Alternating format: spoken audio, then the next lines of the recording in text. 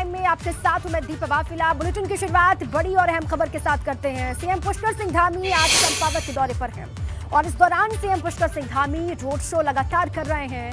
CM के road show के दौरान भाजपा कार्यकर्ताओं का उत्साह देखते ही बन रहा है। सीएम पुष्कर सिंह धामी चंपावत सीट से विधानसभा का उपचुनाव लड़ने वाले हैं और जिसके लिए ये शक्ति प्रदर्शन के तौर पर देखा जा रहा है। बहुत बड़ी संख्या में कार्यकर्ता यहां पर हैं, इस रोड शो का हिस्सा बने हुए हैं। चंपावत से उपचुनाव लड़ने का ऐलान और उसके बाद ये पहली दफा है जब इस तरीके का शक्ति प्रदर्शन करते हुए पुष्कर सिंह धामी दिखाई दे रहे हैं और लोगों की मौजूदगी भी, कार्यकर्ताओं में उत्साह सातवें आसमान पर है। चंपावत की ये तस्वीर आपके सामने और पूरे वाद्य यंत्रों के साथ में ये रोड शो निकाला जा रहा है। ये तस्वीर आपको मंच पर सीएम धामी पहुंच चुके हैं, ये सीधी तस्वीरें आपके सामने हैं। मंच पर मौजूदगी पुष्कर सिंह धामी की, थोड़ी देर के बाद संबोधन भी उनका होगा और इससे पहले जब रोड शो वो कर रहे थे, किस तरीके से उनका रोड शो आगे बढ़ रहा था, उसकी तस्वीर भी आपको हम दिखा रहे हैं। अलग अलग हिस्सों की तस्वीर सामने आई जहां पर सड़क के दोनों ही तरफ लोगों की मौजूदगी थी और लोगों ने जोरदार तरीके से स्वागत भी किया।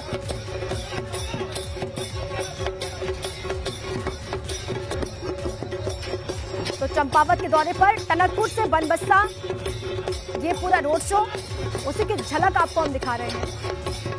छलिया नृत्य के साथ ही ये पूरा रोड शो आगे बढ़ता हुआ पुष्कर सिंह धामी का। अभी ये पहली तस्वीर जो इस वक्त आप देख रहे हैं, ये सीधी तस्वीर है। मंच पर उनकी मौजूदगी इस वक्त है और कुछ ही देर के बाद उनका संबोधन भी होगा। अपने संबोधन में क्या कुछ वो कहते हैं, इस पर लगातार नजर होगी।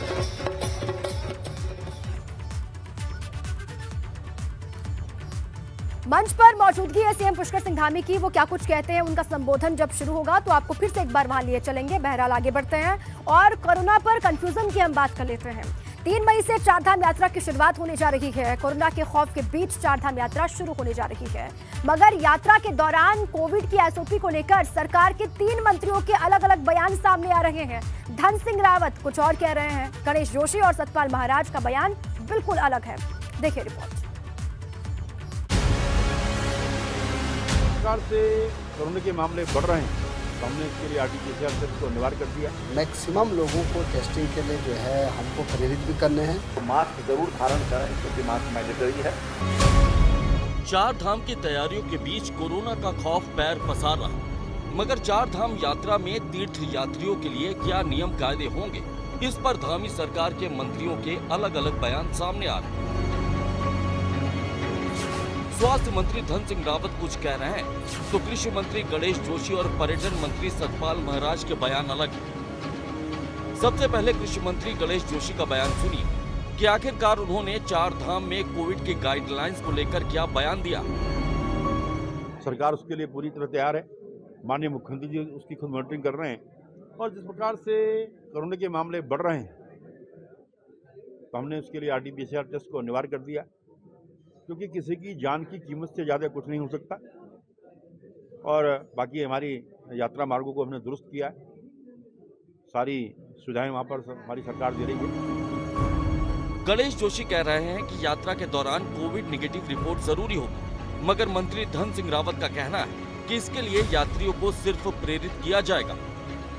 ये भी तय किया है कि हमारे टेस्टिंग जितनी हो रही है उसको दुगना किया जाएगा और जो लोग बाहर से आ रहे हैं उनको भी मैक्सिमम लोगों को टेस्टिंग के लिए जो है हमको प्रेरित भी करने हैं और उनकी टेस्टिंग भी करानी है। सरकार उसके लिए पूरी तरह तैयार है।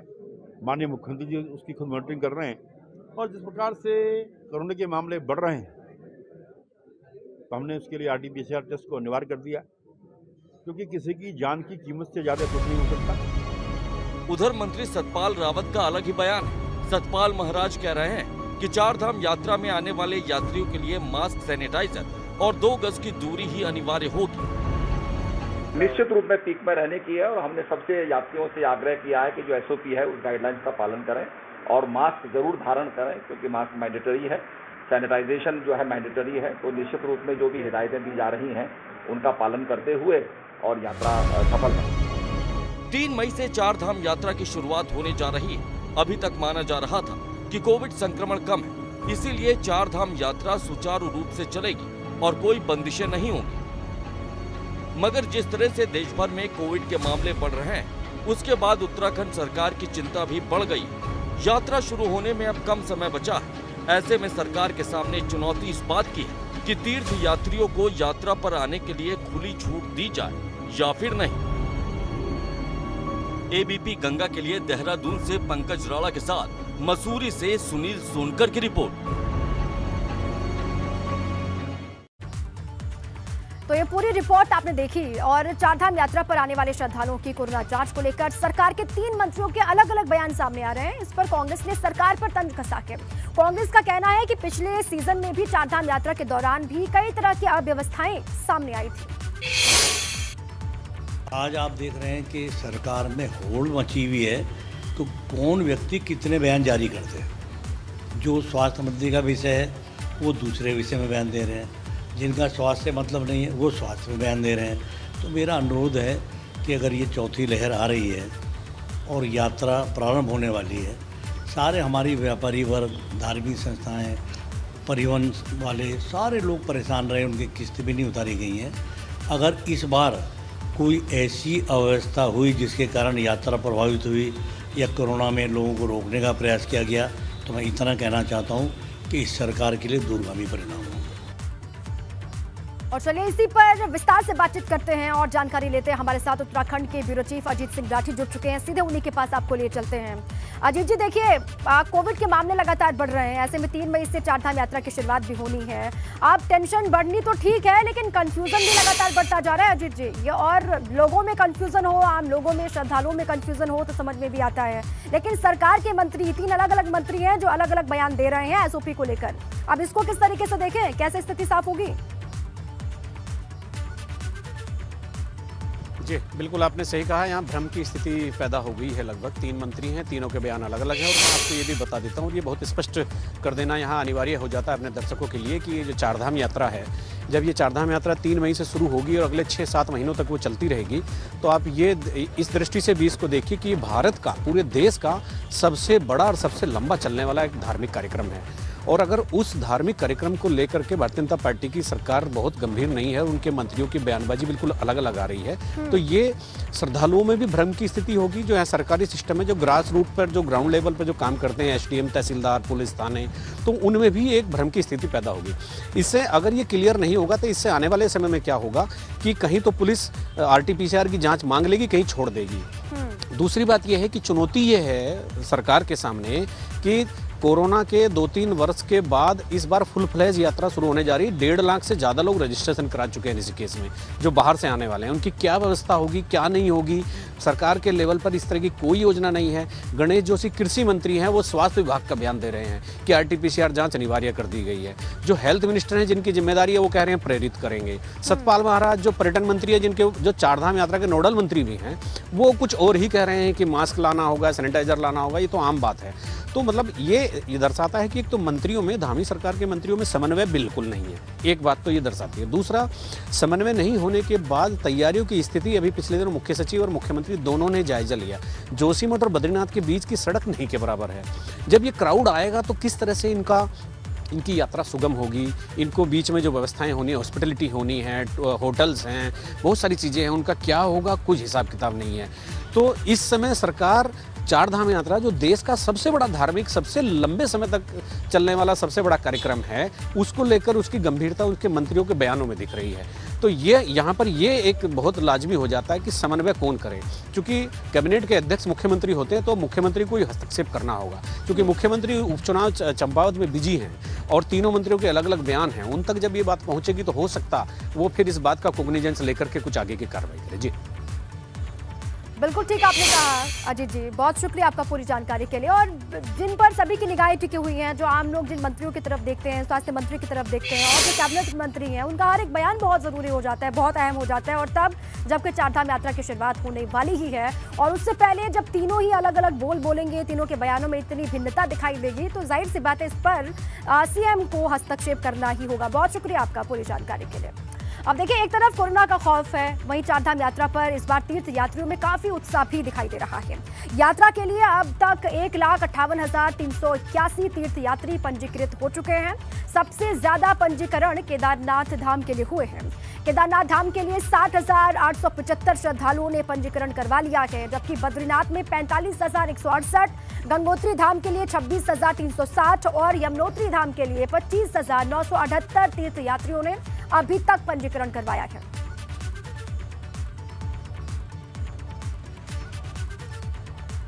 आगे बढ़ते हैं, धामी सरकार की वन विभाग के अधिकारियों पर सबसे बड़ी कार्रवाई की बात कर लेते हैं। शासन ने फॉरेस्ट डिपार्टमेंट के 3 वरिष्ठ अधिकारियों को सस्पेंड कर दिया। ये बड़ी जानकारी है। वन विभाग के अधिकारी जे.एस. सुहाग, किशन चंद और राहुल कुमार पर गाज गिरी है। कॉर्बेट टाइगर रिजर्व के निदेशक राहुल कुमार देहरादून अटैच किए गए हैं और जे.एस. सुहाग PCCF वाइल्ड लाइफ से निलंबित किए गए हैं, जबकि किशन चंद सस्पेंड किए गए हैं। ये बड़ी कार्रवाई है फॉरेस्ट डिपार्टमेंट में अभी तक की सरकार की। देखिए, धामी सरकार का बड़ा एक्शन है। इन सीनियर अधिकारियों पर गाज गिरी है, एक्शन लिया गया है। 3 वरिष्ठ अधिकारियों को सस्पेंड कर दिया गया। ये बहुत बड़ी खबर। उत्तराखंड में इन दिनों बिजली का संकट है। बिजली कटौती की वजह से शहरों से लेकर के ग्रामीण क्षेत्र की जनता बेहद परेशान दिखाई दे रही है। और बिजली संकट पर सीएम पुष्कर सिंह धामी ने कहा कि सरकार ने अगले 1 हफ्ते की कार्य योजना तैयार कर ली है और सरकार की कोशिश है कि बिजली संकट को जल्द से जल्द दूर किया जाए। इसके लिए योजना बनाई है और आपने देखा होगा कि अगले 1 हफ्ते के लिए हमने इसमें कार्य योजना तैयार कर ली है और आगे भी हम कोशिश कर रहे हैं कि हमारे यहाँ पर जो इस प्रकार का संकट आया है उसका हम क्राइसिस मैनेजमेंट करें और रास्ता निकालें। विकासनगर के दौरे पर पहुंची कैबिनेट मंत्री रेखा आर्य खेत में काम करती हुई दिखाई दी। रेखा आर्य ने महिलाओं के एक समूह के साथ मिलकर के गेहूं की फसल की कटाई की देखिए तस्वीरें आपके स्क्रीन पर है। रेखा आर्य ने कहा कि महिलाओं को खेतों में काम करते देख करके वो खुद को नहीं रोक पाई और वो भी महिला समूह के साथ गेहूं की कटाई करती हुई दिखाई दे रही हैं। वो यहाँ से गुजर रही थी, लेकिन अचानक से महिलाओं पर नजर पड़ी जो खेतों में काम कर रही थी, गेहूं की कटाई कर रही थी और अचानक से वो भी इनके साथ गेहूं की कटाई करती हुई दिखाई दी। अब ये वीडियो सोशल मीडिया पर भी रेखा आर्य का छाया हुआ है और इनकी इस शैली की भी तारीफ लोग कर रहे हैं।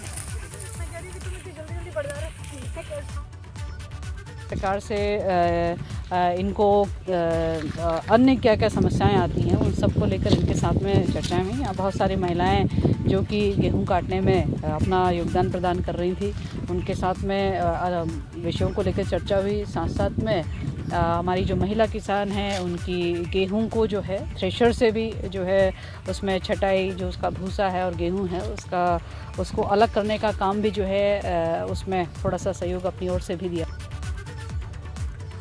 अब आगे बढ़ते हैं और बात करते हैं उत्तराखंड के जंगलों में आग के तांडव की। मसूरी के जंगलों में भी आग लग गई है। जेपी बैंड नाभा पैलेस के पास जंगलों में भयानक आग लगी है। आग लगने की सूचना पर वन विभाग और फायर ब्रिगेड की टीम मौके पर पहुंच गई और आग बुझाने की कोशिशें लगातार वहां पर जारी हैं। युद्ध स्तर पर जो वन विभाग के अधिकारी हैं, फायर ब्रिगेड के कर्मी हैं, वो आग बुझाने में जुटे हुए हैं। देखिए, जिले दर जिले किस तरीके से आग की घटनाएं लगातार बढ़ रही हैं और परेशानी किस तरीके से आम लोगों को और वन विभाग की टीम को भी देखिए पानी की बौछार करके जंगलों में लगी हुई आग को काबू में करने की कोशिश की जा रही है, बुझाने की कोशिश की जा रही है, लेकिन ये आग है कि फैलती ही जा रही है।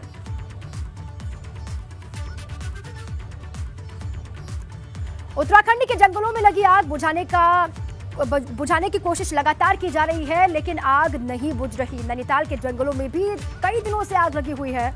बेताल घाट गर्म पानी इलाके के जंगल में आग लगी हुई है, तस्वीरें भी दिखा रहे हैं आपको। और आग की वजह से वन्य जीवों की जान पर भी शामत आ गई है।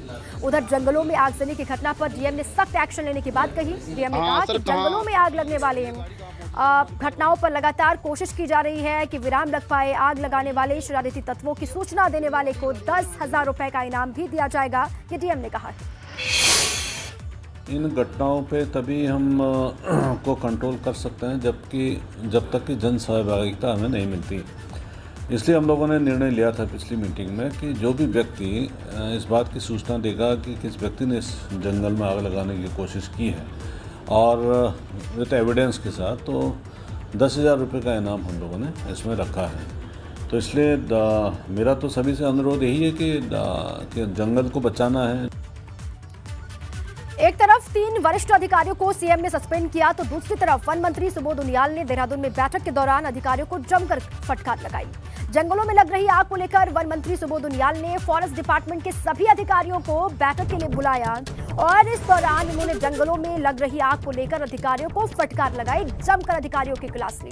सुबोध उनियाल ने कहा कि अपने अपने क्षेत्रों में वनाग्नि के मामलों पर अधिकारी नियंत्रण करें, अधिकारी जाएं और देखें कि किस तरीके से आग की घटनाएं बढ़ रही हैं। सुबोध उनियाल ने बैठक ली और बैठक में अधिकारियों की जमकर उन्होंने क्लास लगाई है, फटकार लगाई। खबर देहरादून से है। देहरादून में पर्यटन मंत्री सतपाल महाराज बीकेटीसी के कर्मचारियों पर भड़क गए।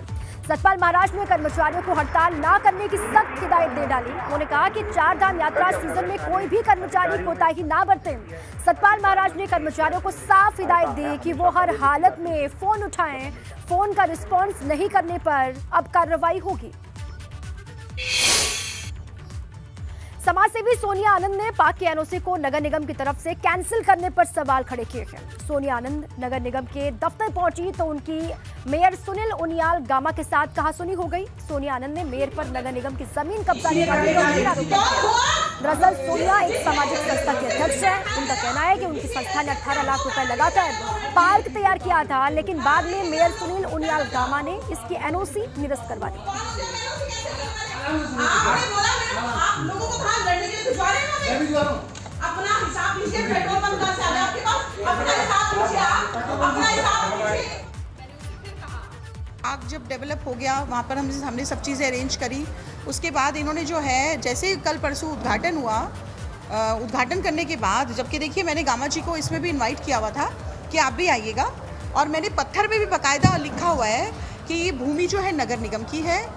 इसका जो हमें एनओसी मिली है मसूरी प्राधिकरण से मिली है, इसका सौंदर्यीकरण गुण संस्था ने किया, डॉक्टर सोनिया आनंद रावत ने। तो आप बताइए इसमें इलीगल क्या है और उन्होंने मेरी एनओसी क्यों कैंसिल करी है? समाज कल्याण और परिवहन मंत्री चंदन रामदास रानीखेत के दौरे पर पहुंचे और इस दौरान उन्होंने लोक निर्माण विभाग के निरीक्षण भवन में भाजपा कार्यकर्ताओं की एक बैठक ली। रानीखेत डिपो के भवाली शिफ्ट होने को लेकर चंदन रामदास ने कहा कि कुछ तकनीकी गलती से हुआ था जिसे निरस्त कर दिया गया है।